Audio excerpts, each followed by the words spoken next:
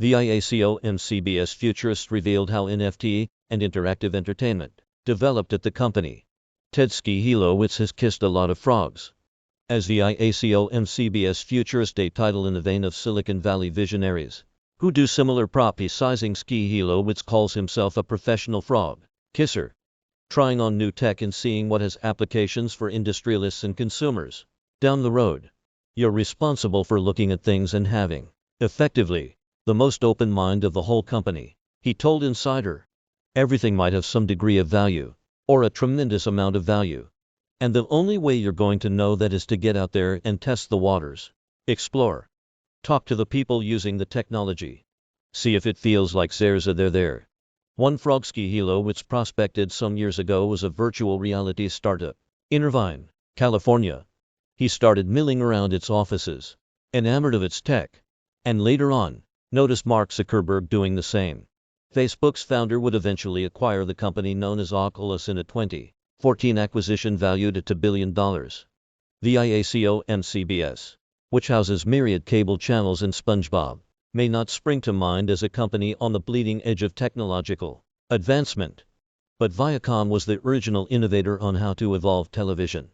Schilowitz suggested creating 24-hour cableers such as MTV and Nickelodeon and offering viewers more choices than ever before. MTV is absolutely an original metaverse, he said. Always on, always accessible, and finding a very targeted audience that could grow organically. His company's steps into interactive entertainment have thus far taken the shape of a square, or rather, SpongeBob SquarePants, with Nickelodeon simulcasting a January 2021 Bears-Saints game featuring an augmented reality layer that located touchdowns in the slime zone. The concept was so popular that the kids' cabler repeated the stunt with the 49ers-Cowboys matchup.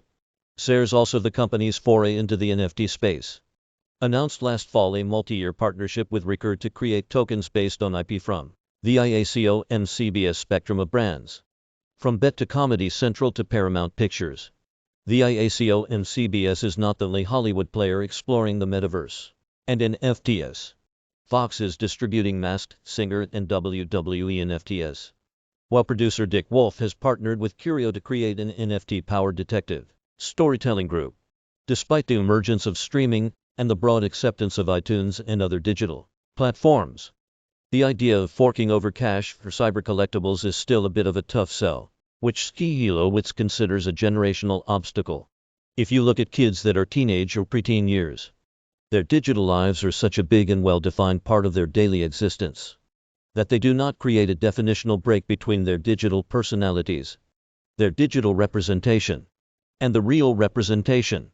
He said, "In my late 50s, I have to put real, concerted energy every day in trying to think and act and function like a 16-year-old person," said Schilowitz. That's kind of what a futurist has to do. You have to pretend you are within youth culture. You have to understand it. So a lot of the people I work around are many generations younger than me, because I am able to glean from them. Most entertainment executives, of course, are General Xers and boomers well into their 50s and 60s. But the ViacomcBS C-suite backs his mission, said Schilowitz, comprehending that they cannot just sit back and let it wash over us like other revolutions. Concepts such as NFTs and the metaverse, still in their early days, evince both skepticism and yearning. But mass adoption of an abstraction like owning a copy of a movie on a streaming service is nothing new. Humans like shared constructs, said Schilowitz. We, as a human race, are really good at building a reality and saying, this is worth something. And we've done it for many generations, going all the way back to the earliest stages of fine art or religious artifacts or anything like that. He acknowledges that this all can sound a little pie in the sky. My job, firmly, lies in the realm of nonsense, said Schilowitz, until the day that it's not nonsense.